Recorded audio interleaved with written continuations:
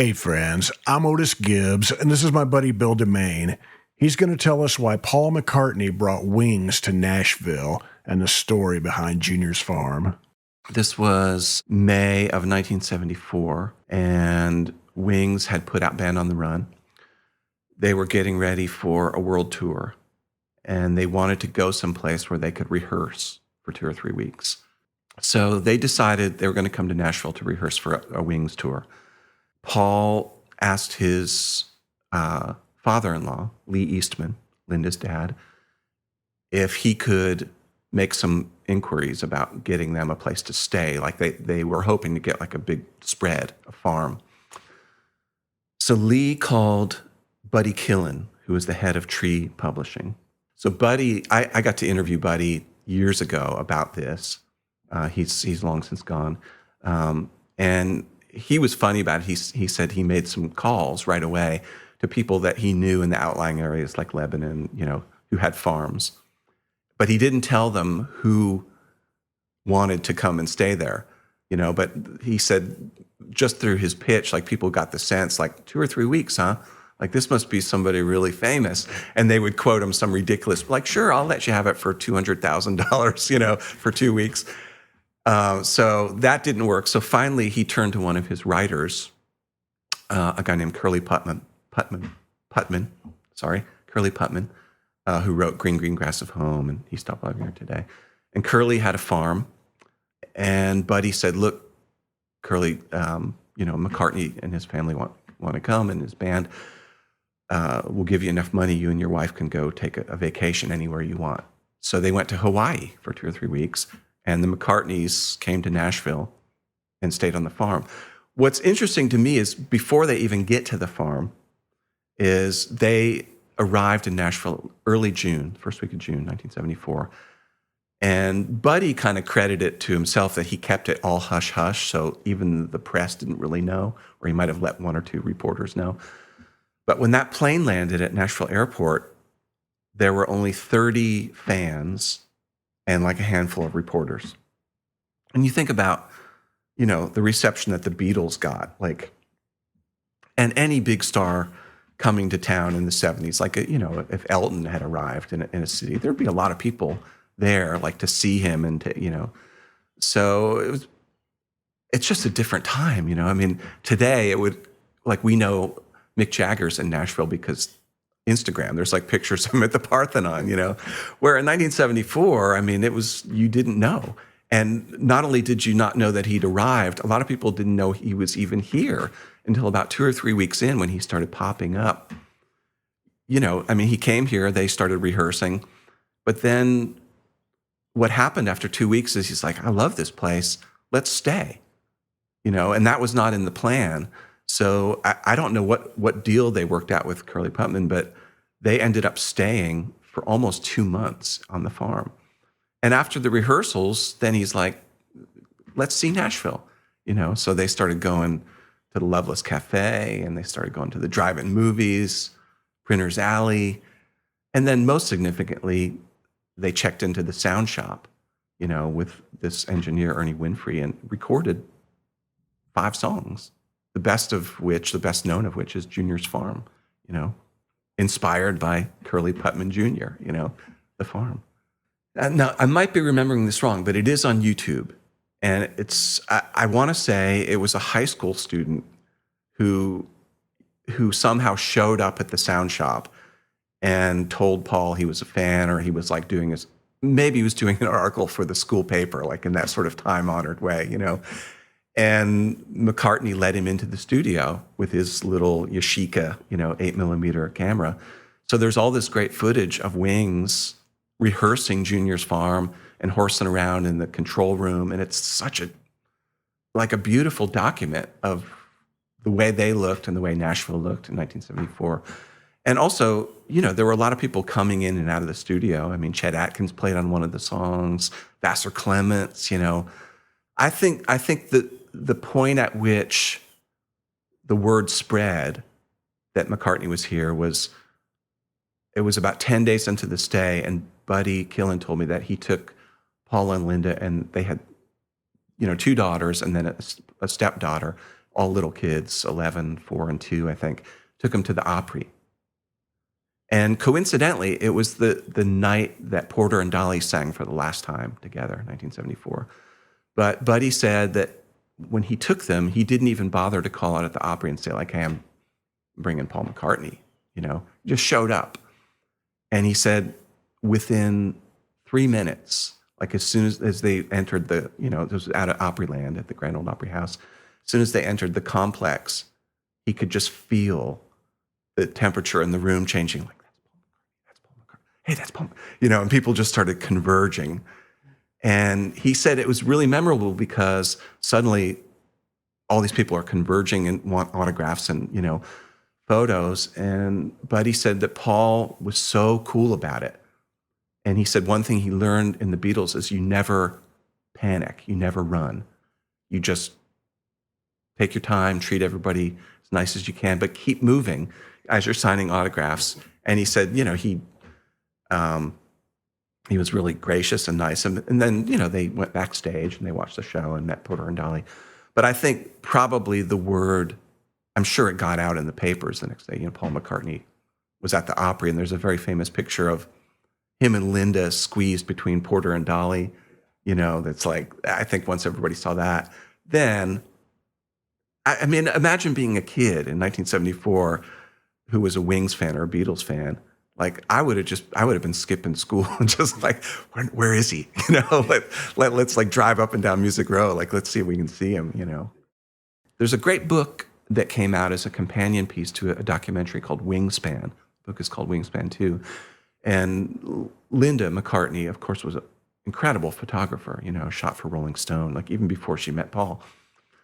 And she documented the Nashville trip with these beautiful photographs. One of my favorites is Paul in a cowboy hat, mirrored sunglasses, and like a polka dot shirt standing outside the Ryman on the sidewalk, just in midday traffic. And you just see like, tourists walking by, like they have no idea it's him, He got a motorcycle and, recorded some good music. And it's funny to think of him, I guess it was before they were vegetarian, very famous vegetarians later, eating at the Loveless and, probably chowing down on grits and ham and stuff, That's a long way to drive from Lebanon out to the No Loveless. kidding, yeah. Yeah, well, Buddy like made a point of saying that they went there several times during their stay. So probably too, I mean, you have to remember they had little kids.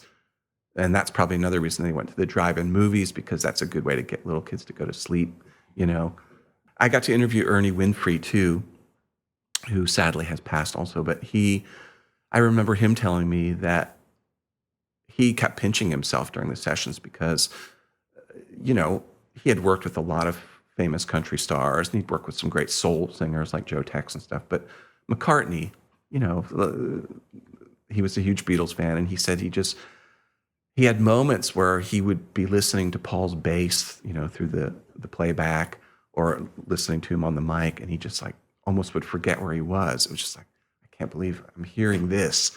I'm getting to record this, So this is the same night that they went to the Opry. After the Opry performance, I guess they were hungry, and Paul and Linda, again showing you that they weren't vegetarian yet, said, can we get some of this Kentucky Fried Chicken that we've heard about?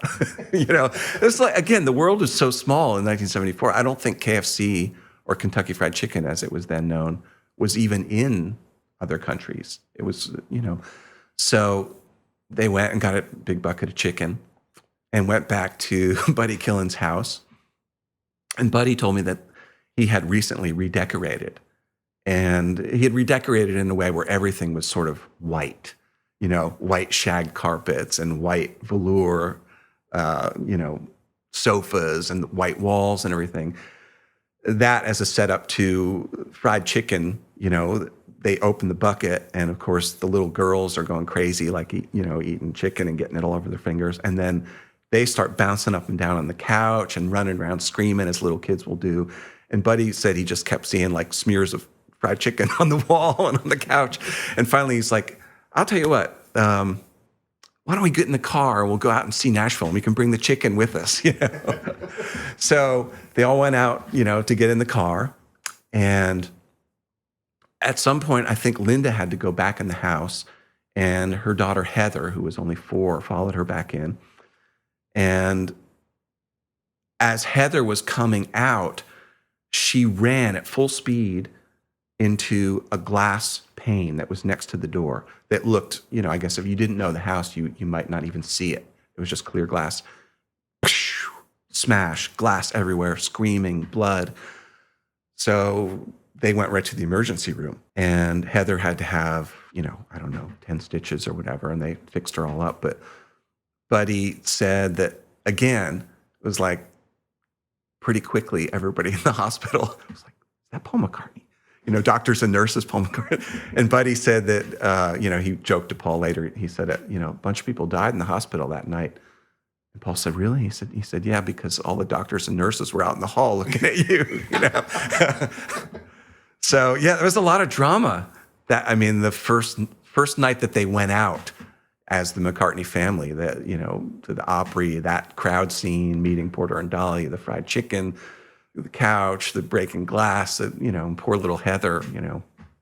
That was the stories that Buddy Killen told me. And both he and Ernie said that, you know, Paul and Linda were just so friendly and down to earth and approachable and very much in love. I remember Ernie telling me that between takes in the studio, Paul would always sit in Linda's lap and, you know, just like all kissy and huggy. And that's really sweet to think about, you know. I mean, they were a great match, I think, you know. Yeah, so Paul, during his stay, visited Chet Atkins and Johnny Cash at home. And there is a famous picture that I think you can find on Google image search of Paul and Chet sort of leaning in together, like on a couch. I think Chet's playing guitar. And like I said, Chet played on Walking in the Park with Eloise, which was a song that Paul's dad, Jim, wrote. And, you know, during the sessions, Paul sort of thought, you know, we're in Nashville. My dad wrote this song that kind of sounds like an old country song. We'll just record it and I'll give it to him as a gift, you know, and even more so, I'll have Chet Atkins play on it. And he did. And it was a B-side to Junior's Farm. And he, you know, set it up publishing wise so his dad would get all the royalties from that particular 45 sale. It's sort of a contested story. But there is a song called Diane G that he recorded here that apparently was inspired by a singer named Diane Gaffney, who was performing in Printer's Alley at Skull's Rainbow Room.